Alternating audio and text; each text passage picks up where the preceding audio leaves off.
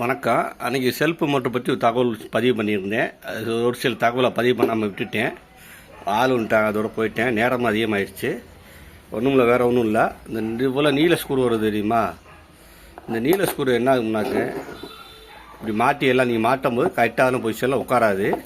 இது மாட்டும் போது என்ன செய்யும், இந்த இருக்கா அந்த இடத்துல போல்டு போகிற இடம் இருக்கா, இது என்ன எப்படி உட்காரணுனாக்கா, அதாவது உங்கள் எப்படி உட்காருனவங்க நேராக போய் கைட்டான பொசிஷனில் இப்படி வரேன் கைட்டான பொசிஷனில் இப்படி சென்ட்ரு பிளேஸில் டக்குன்னு உட்காராது. நல்லா தெரிஞ்சுக்கோங்க. புதுசாக செல்ஃப் மோட்ரு வேலை பார்க்குறவங்க பயந்துடாங்க. ஏன்னா அனுபவம் உள்ள ஆளுக்கே அப்படித்தான் இருக்குது, நான் பார்த்துருக்கேன்.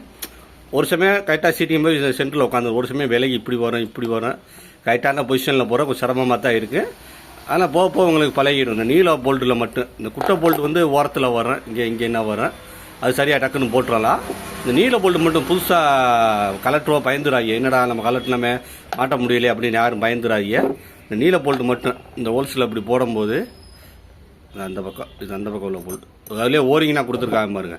இந்த ஓரிங்னா கைட்டாக போட்டு போடுங்க. இல்லாட்டி வந்து லீக் ஆகுதா, இல்லையே ஓரிங் வருதா, அந்த இதில் மூடியில் உட்காந்துருக்கா, அந்த பக்கம் ஓரிங் இல்லை.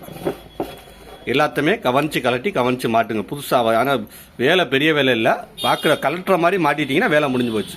இந்த இருக்கா, இந்த ஓரிங் கொடுத்துருக்காங்க. இந்த பக்கம் உள்ளது, அந்த பக்கம் உள்ள ஓரிங் வந்து அதில் இருக்குது. ஆமாம், இதெல்லாம் கவனிச்சு மாட்டேன்னு மிஸ் ஆகிடக்கூடாது. இல்லை தண்ணி இறங்க, ஆயில் இறங்க, ஆமாம் இந்த மாதிரி இறங்க. இப்போ இந்த இப்படி போடுறீங்கள அதில் போல்டு எவ்வளோ டைட்டாக பற்றியில ஓரிங்க. இப்படி போடுற போல்டு டைட்டான பொசிஷனில் உள்ளே போய் சென்டரில் போய் இப்படி உட்காராது. அதை வச்சு இப்படி போடும்போது இப்படி போடும்போது என்ன செய்யும்னாக்க,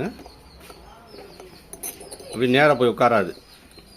அப்போ நமக்கு காசு அவங்ககிட்ட உட்காந்தா இப்படி இறங்குதா, இந்த மாதிரி எங்கிட்ட தனியாக சம்மந்தம்லாம் கீழே இறங்கு, ஒரு சைடில் இறங்கு. அதனால் யாரும் பயந்து வரலாம். சென்ட்ரு பொசிஷனில் உட்கார கொஞ்சம் சிரமமாக தான் உட்காரேன். அதனால் கொஞ்சம்